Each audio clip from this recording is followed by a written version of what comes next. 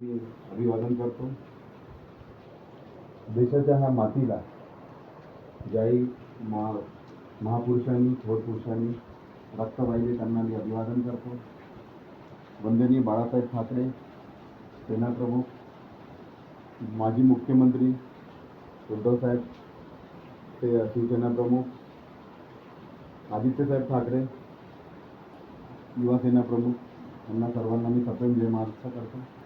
आणि इथे बसलेले कांद्री गावाचे शहर प्रमुख सन्माननीय आमचे मोठे भाऊ सुरेश भाऊ आंबेलडोके, आमचे पैलवान भाऊ, आमचे कुंबलकर भाऊ, आमचे भाऊजी आहेत श्याम मस्केजी, चिखलेजी, आणि हे आपले हिमांशूजी एलमुलेजी हे आणि बाकी मंडळी, सगळ्यांना माझ्या सप्रेम जय महाराष्ट्र.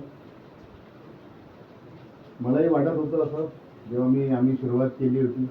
आमच्या सुरुवातीला माझ्या खांद्याला खांदा लावून आमचे सुरेश भाऊ आमच्यासोबत नेहमी राहिले. आम्ही सुरुवात केली होती मनसेपासून. एक शहर माझे कांद्री गावाचे पद आमच्या सुरेश भाऊला ते एक जमान्यात माझ्याकडे होतं. पण तेव्हा पण असं वाटत होतं हे सगळे मंडळी आमच्यासोबत असताना की एका आमदारानं खासदारासारखं वाटत होतं तेव्हा. आणि आम्ही ना तो प्रवास सुरू केला. आम्हाला आमच्या भाऊजींनी, आमच्या आईंनी, आमच्या वहिनींनी सगळ्यांनी आम्हाला सहकार्य केलं. आम्ही पक्षात आमचे प्रमोशन होत गेले. शहर प्रमुखपासून तालुका प्रमुख झालो. आम्ही जिल्हा परिषद लढलो.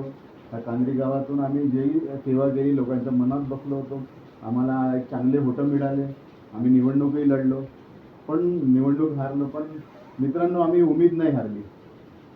उमेद ह्यासाठी नाही हारली की आम्हाला वाटत होतं की कुठं ना कुठं कांद्री ह्या गावावर अन्याय होत आहे. इथे बाहेरचे लोक येऊन इथे पोट भरतात, पण गावच्या लोकांना आपल्या चुला सायंकाळचा कसा जाळावा व आपल्या पोरांना कसं मोठं करावं हा खूप मोठा त्यांच्या सामने प्रश्न होता. त्या सगळ्या गोष्टी आमच्या नजरेसमोर होत्या. आम्हाला आमची टीम होती लहान, म्हणा समस्या होत्या मोठ्या, पण जे पण आम्ही सुरुवात केल्या. मग आम्ही आंदोलनं केले टोलवर, आम्ही टोल फोडले. मग तेव्हा त्यांना आमची कदर जाणवली. आम्ही त्यांना म्हटलं काही एक नियम आहे की तुम्ही स्थानिक लोकांना 80% तुमचे टेक्निकल जे पण आहे तुम्ही 20% घ्या. तर त्यांनी आमच्या बोलण्यावर 48 मुलं आमच्या मनसेच्या मार्फत घेतले. आज बी मुलं तिथं काम करतात. आम्हाला आनंद होतो ते जेव्हा काम करतात. आणि मित्रांनो, त्याच्यानंतर आम्ही अजून आंदोलनं केली. पण आम्हाला असं वाटलं की तिथे राहून आम्हाला असं पाहिजे तेवढा प्रतिसाद भेटत नाही आहे आणि आपण कुठं ना कुठं मायनस होता. तो आम्ही काही दिवस शांतही बसलो. मग आम्ही नव्यानं 2012ची गोष्ट आहे, 2012मध्ये आम्ही शिवसेनेत प्रवेश केला. तेव्हाही आम्ही पुन्हा आपल्या स्टाईलमध्ये कामं सुरू केले.